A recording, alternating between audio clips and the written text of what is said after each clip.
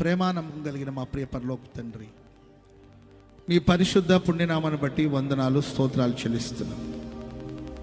దయగల దేవా, ఈ రాత్రి ఈ పట్టణాన్ని, ఈ ప్రాంతాన్ని మీరు ప్రేమించి మా అందరిని ఇక్కడ సమకూర్చినందుకే స్తోత్రాలు చెల్లిస్తున్నాం. దేవా, ఇక్కడ కూడి వచ్చిన వారు ఎందరో కన్నీళ్ళలో, కలవరాల్లో, ఆపదలో, ఆవేదనలో నీ వైపు కన్నులెత్తి చూస్తున్నారు. నీ వైపు చేతులు చాపి ప్రార్థిస్తున్నారు.